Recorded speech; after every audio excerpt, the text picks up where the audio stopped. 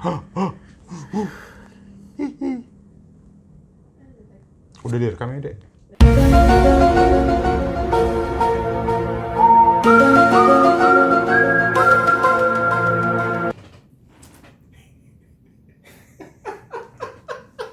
Halo teman ngulik, ketemu lagi di Ruang Ngulik dengan saya.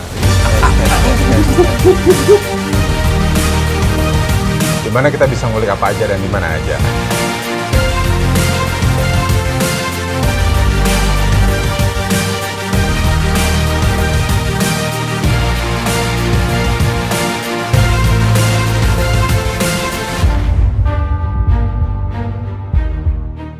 Siapa dia? Novi Andrianto, apa kabar Mas? Ini take kedua. Aduh, gara-gara tadi ada getaran-getaran di dalam dada. Ini nggak boleh disentuh katanya mejanya, tuh kan goyang. Apa kabar Mas Novi? Baik Mas, baik. Luar biasa loh, kita nggak ketemu berapa lama ya? Setelah pandemi kali ya? Setelah pandemi berarti Maret, April, Mei, Juni, Juli, Agustus, hampir 6 bulan loh. 6 bulan lama loh. 6 bulan lama. Kalau bayi hampir 3 bulan lagi lahiran. Lahiran. Buat teman ngulik yang belum tahu beliau sebetulnya tidak tinggal di Jakarta awalnya Mas ya? Saya nggak tinggal di Jakarta, tinggal saya di Cirebon. Tapi kalau asli Surabaya. Asli Surabaya? Iya, asli Surabaya. Tapi karena Cirebon itu adalah kota yang menyenangkan kalau menurut saya. Menyenangkan? Menyenangkan panas. Mas. Menyenangkan. Panas Cirebon, panas. Ayo, sini datang ya. Datang ke Cirebon. Ada apa sih Mas di Cirebon Mas? Setahu saya kota udang, kecap dulu ya? Iya betul. Nah, bener kan ya? Zaman dulu tuh orang taunya udang, kecap. Betul. Kecapnya kecap matahari ada. Betul. Nasi jamblang. Empal gentong. Empal gentong, bukan daging dipipihin ya, tapi kayak soto ya? Kayak soto, betul. Kayak soto. Jadi ada dua, empal tuh ada dua. Yang pertama adalah empal yang pakai santan, terus yang kedua empal yang nggak pakai santan. Untuk yang kolesterol aman. Kalau saya sikat dua-duanya. Karena enak. Karena enak, Mas. Empal gentong, nasi jamblang. Oh banyak lah kalau nasi jamblang. Terus apa lagi? Banyak. Lengko. Pernah dengar nggak? Nasi lengko. Oh tahu. Nasi lengko. Benar. Terus tape ember. Belum pernah. Tahu. Sirapnya yang sama campolai diaduk di sini. Banyak ternyata. Teman-teman, sobat ngulik ke Cirebon ya. Cirebon. Kita ke Cirebon. Bilang begitu masuk kota Cirebon, debrakan kakinya kan. Bilang Novi Andrianto 3 kali. Karena beliau adalah penguasa Cirebon. Kabarnya beliau adalah salah satu kerabat dari Kesultanan Cirebon, betul Mas? Betul Mas, jadi Kak Arif itu adalah salah satu Raja Cirebon yang kebetulan kemarin baru wafat. Oh, ya, turut berduka cita. Terima kasih doanya Mas. Ya saat ini Cirebon sedang ada kayak pemilihan lagi lah ya, siapa yang akan melanjutkan. Dan selama ini kakak juga sudah membangun citra Cirebon, pariwisatanya. Kan Cirebon banyak pariwisata. Terus pariwisata di Cirebon? Banyak Mas. Coba. Yang saya pertama, mondar-mandir, sekarang kan kalau ke Cirebon orang lewat aja tuh ya. Iya jangan, ke Cirebon Mampirlah. 2 hari lah ya kan. Terus kita ke pantainya, ada pantai. Pantainya cukup bagus. Terus yang kedua ada ke pegunungannya, itu ada daerah namanya Linggarjati, Kuningan. Tahu kalau itu. View-nya kan betul. makan di pinggir itu masih wilayah Cirebon? Masih kan kabupatennya Cirebon gitu. Terus kalau pantainya Indramayu. Adem. Enak banget. Terus ada Sunyaragi, Gua Sunyaragi, tempat mandinya Putri zaman dulu. Putri. Tempat mandinya Catat. Putri. Jadi yang namanya Putri kalau mandi di sana. Catat ya, Putri gitu ya. Terus ada keraton. Ya kan? Keraton nggak hanya di Jogja, Cirebon juga punya keraton. Nah, keraton tuh ada keraton Kesepuhan, ya. keraton Kanoman, Kacirbonan, jadi ada beberapa keraton. Yang unik itu ya Mas, di Cirebon itu ternyata banyak keraton ya? Banyak Mas, banyak. Karena dulu itu memang kerajaan kan, betul ya. Setelah masuknya Belanda, kerajaan itu berdiri, udah berkembang banyak.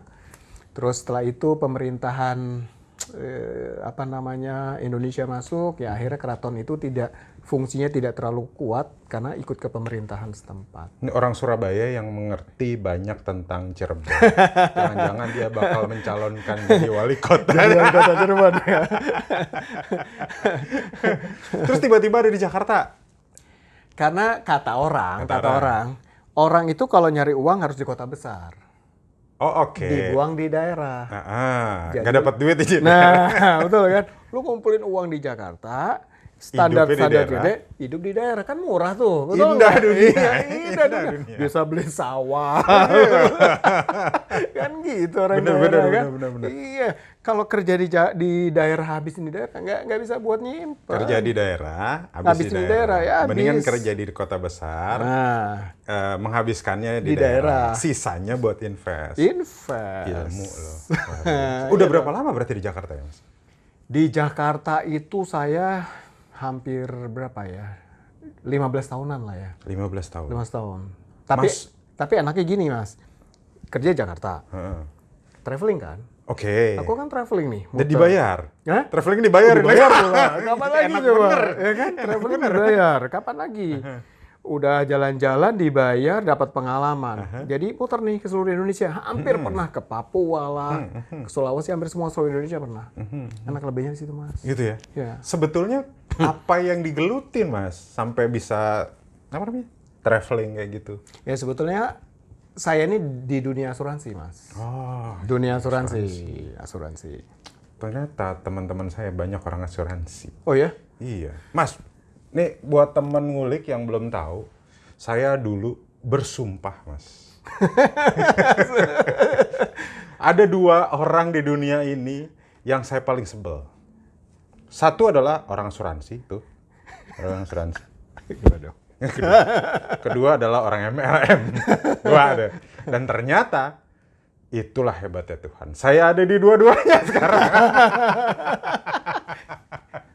Saya pernah ada di dua-duanya loh. Itu karma nggak? Itu termasuk Itu karma. karma. Tapi karma yang menyenangkan, Mas. Karena duitnya gede ternyata. Sama, Mas. Saya itu orang yang antipati asuransi. Setuju ya? Setuju. Kalau udah telepon kan tahu sendiri, nggak berhenti, ya kan? Dan kita buat teman ngulik yang belum tahu, kita lebih hebat dari Deddy Corbuzier.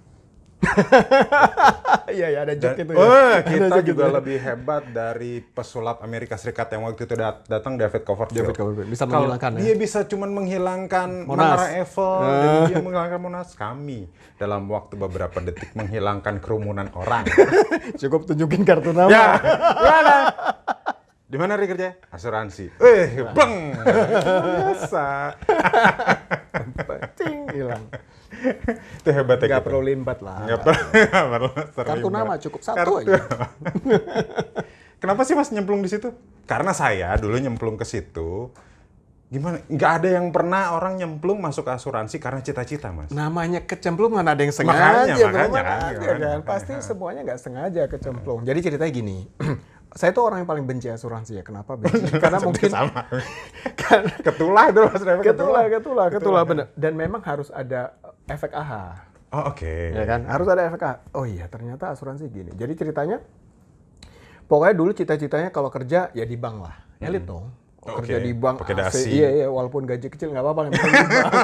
Ngalamin juga berarti. Iya, pernah di bank ya kan Pak. Dasi Bener, kayak, dasi keren. gagah banget walaupun gaji minus gitu kan. Tapi ya udahlah. Apalagi bekerja di Sudirman, Tamrin, Mewah Kuningan, dong. gitu ya. Mewah kan. Di bank. Aduh, walaupun makannya juga di Amigos, tahu? Amigos. Agak minggir got sedikit. Itu dia. Banyak peminatnya tuh. Betul. Tanpa iklan. Tanpa iklan. Nah terus setelah tahu itu udah tahun berapa ya? 97-an lah ya. 97. 97. Jadi 97 tuh orang 97 udah mulai kerja. Berarti ketahuan umurnya. Ya? loh 97 itu kita masih milenial. Oh, oke. Pada zamannya. Pada zamannya. Iya, ya, jadi 97 itu sambil kuliah, sambil kerja di mana apa namanya? Orang nawarin, Nov udah lu kerja di asuransi aja. Asuransi pekerjaan yang paling gua benci, satu bisnis yang gua benci, gua nggak ngerti gitu kan. Ngapain gua terjunin? Orang maksa-maksa terus gitu kan. Nah, suatu hari ternyata kejadian sama mertua, bro. Oh, Jadi oke. mertua nggak ada. Nggak ada. Ternyata di situ pada saat kita semua lagi kesulitan untuk ini biaya ini bagaimana, tiba-tiba ada datang tuh sosok orang, datang. Rapi pakainya persis kayak orang bank. Gue pikir, aduh ini nagih utang atau apa. Kita pusing kan, Pak. Waduh, kacau. Tiba-tiba dia ngomong, Pak, saya dari asuransi X. Nah, dia ngomong gitu kan. Ini ada cek pencairan klaim ibu, karena ibu kan waktu itu nggak ada. Ibu Andarsi bahwa ibu nggak ada, ini adalah sejumlah cek senilai X rupiah. Pada saat itu besar sekali. Ternyata kita bisa bayarin semua. Malaikat datang. Nah, Teman asuransi, teman ngulik yang ada di asuransi sekarang Anda adalah malaikat wakil Tuhan. betul. Nah, dari situ Mas, ahanya, ting, wah ternyata pekerjaan ini mulia ya. Pekerjaannya mulia. Mulia, ternyata bagus juga ya kalau saya bisa mengedukasi orang tentang pentingnya asuransi. Sejak saat itu saya tinggalin tuh pekerjaan saya yang pertama. Yang lama. Dulu apa, Mas? Kalau boleh tahu dulu sebelumnya. Pernah di perbankan. Oh, Ya, oke, rapi-rapi, ber-AC gitu. Keren lah ya, keren. Pernah di surveyor juga, Oke. gitu ya. Pialang saham juga pernah. Dan itu pun saya tinggal akhirnya. Tinggal, saya mau edukasi. Karena aku hobi ngajar kan. Dari dulu memang hobi ngajar. Semua orang pokoknya kalau udah ngajar, dia pinter puas. Walaupun nggak dapet duit. Buat semua teman ngulik yang butuh trainer nggak perlu dibayar nih. Tapi lewat saya. Bayarannya ke sini. Manajer. Itu jadi seru. Jadi pada saat itu udahlah, akhirnya diedukasi. Pada saat jadi agent, jadi seru-seru. Waktu jadi agent itu kan Cirebon, waktu itu di Cirebon Mas, bukan di Jakarta. Oke. Cirebon. Kota sekecil itu ya? Ya, jadi kelihatan tuh.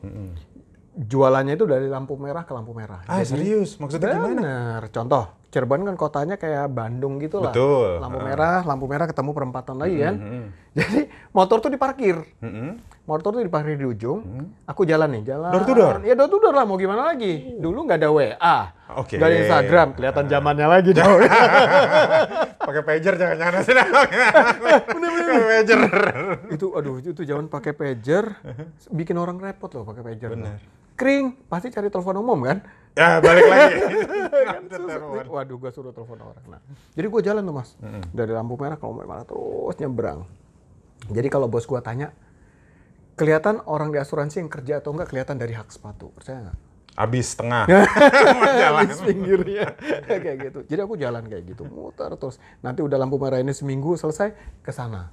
Jalan ke lampu merah door to door ya? Door to door. Kayak gitu. Nah terus karena sering ngajar, orang yang baru diajak akhirnya diangkatlah jadi trainer Oh. pada saat itu. Tapi trainer berdasarkan pengalaman. Pengalaman, Oke, betul. Jadi enak kan, jadi ngomongnya juga betul. enak. Udah tahu nih arahnya kemana gitu Nggak ya. teori gitu kan, semua orang kan baca buku gimana teknik closing, gimana. Ya. Tapi intinya satu Mas, jadi intinya itu lebih ke pentingnya asuransi kepada masyarakat, mengedukasi. Jadi itu tujuannya bukan komisi sih pada saat itu. Pada saat itu. Karena saya menceritakan bahwa asuransi itu penting loh. Ini loh kasusnya saya sendiri loh. Buat Mas Novi, ini buat teman ngulik yang ada di industri asuransi, saya juga dulu termasuk adalah mungkin salah satu yang bandel juga, Mas. Kenapa nggak suka asuransi? Artinya bukan artinya pada waktu kita ada di industri asuransi komisinya gede. Betul, komisi gede banget. Komisi gede loh. Betul Dan itu luar biasa. Akhirnya kita yang penting closing dulu. Produk nggak peduli. Nggak peduli. Ya. Yang penting closing dulu. Nasabah apapun caranya, yang penting closing dulu. Masalah itu belakangan, masalah nggak ngerti. Tapi itu jangan ditiru ya teman-teman. Jangan ditiru karena kasihan nasabahnya. Justru itu Mas Ari. Jadi pada saat jadi trainer, saya ngomong sudah kasih ke mereka calon agent adalah misi kita itu bukan komisi, tapi misinya dulu dijalanin. Wah, ini mau Misinya dulu dijalanin. Jarang, lebih banyak sosial. Lebih banyak sosial. Jadi misinya misinya diutamakan baru komisi. Tapi Mas kan banyak kan orang yang bilang, buat apaan sih punya asuransi gitu? Ya banyak Mas, banyak. Karena pada dasarnya gini loh. Kalau zaman dulu kan belum ada produk unit link ya. Semuanya produk tradisional. Orang dulu waktu zaman saya dulu jualan itu ya produknya kalau nggak term, endowment whole life. Term jual kematian. Ngomongnya gimana jual kematian? Lo kalau mau mati, beli asuransi dulu. Iya kan kayak gitu kan. Kayak gitu kan. Orang pasti mau lempar sepatu lah apa kayak gitu. Jadi susah banget zaman itu. Tapi karena pada dasarnya kita jual dulu, angkatan yang lama mungkin nggak ada edukasi tentang literasi, tentang financial planner, perencanaan keuangan nggak ada, jadi jualnya salah kayak gitu loh. Jadi saya juga tidak menyalahkan karena tidak teredukasi dengan baik pada zaman itu. Jadi saya akhirnya buat bahwa pentingnya asuransi itu adalah bukan untuk dipakai. Asuransi memang bukan untuk dipakai. Betul, setuju nggak kan? Setuju. Ya asuransi kita beli. Tapi memang tujuannya bukan untuk dipakai. Betul. Tapi asuransi tujuannya adalah untuk membeli rasa nyaman. Beli rasa nyaman. Beli rasa nyaman. Dan fungsinya asuransi sendiri sebetulnya adalah satu program di mana menjamin perencanaan keuangan nasabah sampai ke tujuannya Tetap dari resiko ketidakpastian yang datangnya pasti. Nih, ini ilmu catat. Mas Novi adalah salah satu tokoh di salah satu perusahaan asuransi yang saya belum boleh sebut namanya. Tit. Beliau adalah salah satu pejabat di salah satu perusahaan asuransi. Saya lagi nunggu endorse-nya. Siap. Oh, siap. Proposal. Saya lagi nunggu endorse-nya. Siap. Begini loh Mas, kan balik lagi ya, di luaran kan banyak.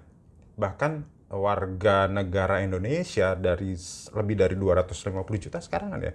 Datanya adalah nggak sampai 10% yang dia beli asuransi sendiri ya Mas. Betul. Walaupun sekarang dipaksa pakai program pemerintah kan gitu. Betul. Tapi untuk mendapatkan perlindungan dengan yang kategori yang memang dia inginkan kan dia malas banget beli sendiri Mas. Betul, karena itu tadi Mas, kesadaran kan dia nggak ada. Itu dia. Karena kesadaran nggak ada. Dia maunya ya udah kalau saya dibeliin oke. Nah itu dia. Bener nggak? Kalau saya beli sendiri, ntar dulu lah kalau asuransi, mending buat kebutuhan hidup dulu lah. Itu dia. Setuju kan? Asuransi itu kan bukan seperti kita masuk ke minimarket yang udah dijejer tinggal beli. Milih, betul. Milih. Nah, kalimat beli itu saya setuju. Mas Hari, gini. Asuransi itu bukan untuk dibeli. Tapi dimiliki. Asik. Ilmunya sama nih kayaknya. Terus. Iya, betul. Itu betul banget. Jadi asuransi kenapa perlu orang kayak kita, orang asuransi, karena kita harus menawarkan. Sambil minum Mas ya? Iya, karena orang nggak sadar dengan pentingnya asuransi. Jadi Minum dulu. jadi ya udah harus beli, bukan untuk dibeli tapi dimiliki. Dimiliki, kenapa harus dimiliki? Karena gini. Jadi kan tadi saya bilang bahwa asuransi itu pada dasarnya adalah dibeli untuk tidak dipakai. Tapi program perencanaan, goalnya, tujuannya pasti tercapai, apapun yang terjadi dengan kita. Ibaratnya gini, prepare. Mas Hari kesini pasti ada prepare sesuatu. Pasti. Betul ya? Mas Hari dari kota A ke kota B pasti prepare. Contoh, prepare-nya apa? Bensinnya dilihat penuh atau enggak. Betul nggak? Terus yang kedua, cek angin dulu. Olinya, betul nggak? Itu sebetulnya ngecek itu semua adalah satu parameter untuk memberi rasa nyaman. Oke, biar semuanya berjalan lancar. Iya, berjalan baik. Setuju. Tapi kalau kita, udahlah saya mau ke Bandung dari Jakarta, ya udah gua nggak ngeliat ampere bensin ke seberapa penuhnya, nggak ngelihat lagi situasi ban dan lain sebagainya, udah jalan ya tiba-tiba mogok. So, apa yang terjadi? Nelfon sana sini Mas. Nyampe tujuan nggak? Nggak. Nggak nyampe tujuan. That's why asuransi itu adalah memastikan untuk tujuan tercapai, makanya di planning sejak awal. Tapi mau pecah ban nggak?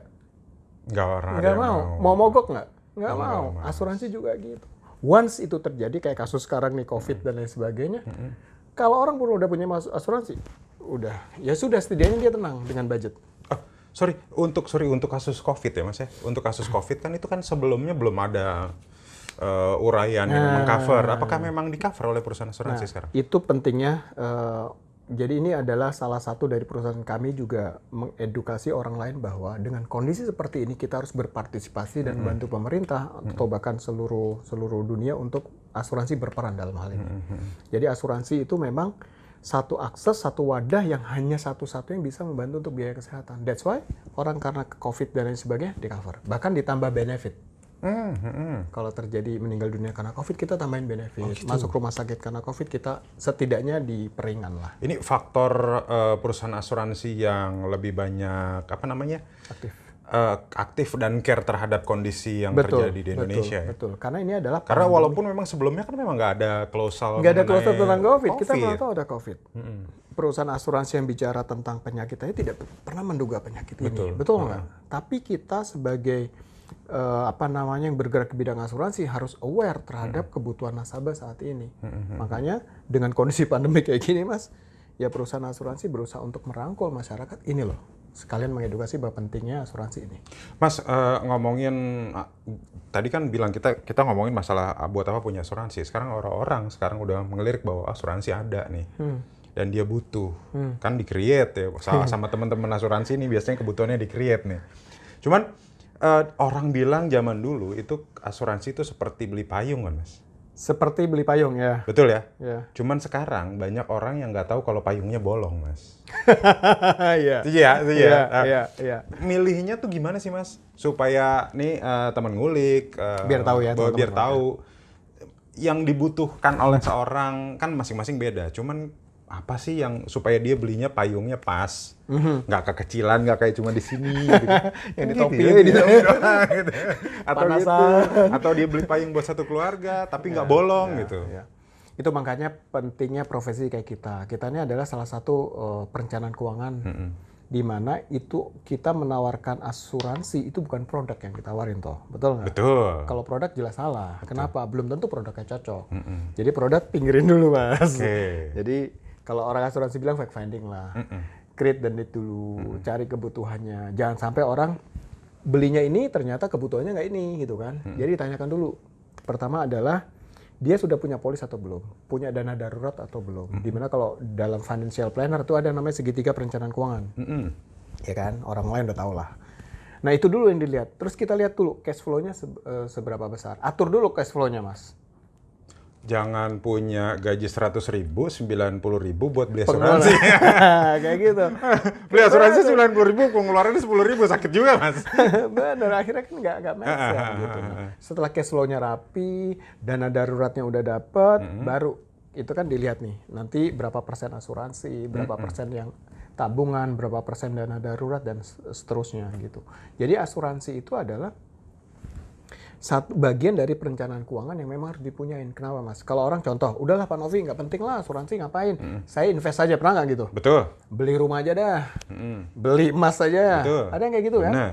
Itu benar, saya nggak nyalain orang tersebut, nggak ada masalah. Cuma once pada saat dia terjadi resiko yang seperti sekarang, Itu harus dijual. nah sekarang liquid nggak? Enggak, Mas. Belum tentu, makanya. Cash is the king sekarang. Nah, cash is the king. That's why yang namanya dana darurat itu harus alim. Alim itu apa? Aman, liquid, dan mudah dicairkan. Betul. Asuransi berarti. Alim. Jadi Luar gitu. biasa. Ternyata ya udah orang milihnya seperti itu ya, Mas. Dan sekali lagi mungkin gini deh, paling gampang gini, Mas. Kan tadi kan kalau kita ngomong secara financial planner itu besar banget buat saya juga, mungkin buat teman-teman yang baru mau tahu, nggak ngerti nih saya mesti pokoknya intinya gini. Berapa persen sih kira-kira yang bisa saya sisihkan dari penghasilan saya gitu? Setidaknya itu Paling 10%. 10%. 10%. Jadi 10% itu untuk mengcover yang 100%. Oh. Gitu kan. Jadi kita kalau memang bisa lebih-lebih, tapi nggak ada masalah. Tapi yang jelas pengeluaran biaya hidup dulu itu dikeluarkan dulu. Dikeluarkan dulu. 10% itu adalah untuk insuran, terus tabungan dan investasi. Oh, jadi dari anggaplah 100.000. 10.000-nya itu adalah bagian untuk tabungan, investasi, dan asuransi. Kayak gitu. Jadi bukan 10%-nya yang diambil ya teman-teman ya? Ya, jadi 10% kita ambil untuk proteksi yang 100%. Yes. Gitu kan? Nah kayak gini, Mas Ari. Mas Ari kan pencari nafkah, betul nggak? Ibaratnya Mas Ari itu adalah sumber mata air buat keluarga, setuju nggak? Iya. Nah berarti kan Mas Arinya harus dijaga nih. Iya, harus dong. Biar cash flow-nya tetap jalan. Betul nggak? Harus dijaga. Nah, jadi kalau sumber mata air nggak dijaga dengan asuransi, di kemudian hari ada masalah, maka sumber mata air menjadi sumber air mata. Lebih repot. Aduh, teman ngulik banyak banget ilmu, tapi boleh nggak Mas saya berkunjung next untuk ngobrol lebih dalam? Anytime. Lift udah tahu, Lift udah tahu, taruh KTP-nya di bawah udah tahu, cuman parkirnya jauh, jalan kakinya. Tapi saya bilang tadi sama Mas Novi, Mas kalau kita ngobrol jangan di sini lagi, mungkin di atas gunung gitu. Ayo, mau. Atau di Cirebon kita ngobrol ya. Oke, Mas siap. Novi. Thank you banget atas waktunya. Thank you banget. Teman ngulik, satu hal yang paling penting adalah asuransi bukan untuk dimiliki. Bukan untuk dibeli, tapi asuransi untuk dimiliki. Buat apa? supaya keluarga yang kita cintai tetap hidup nyaman walaupun kita tidak pernah ada lagi. Asik. Cakep. Thank you. See you ya. Sampai ketemu teman-teman di ruang ngulik berikutnya. Thank you. Bye. Bye.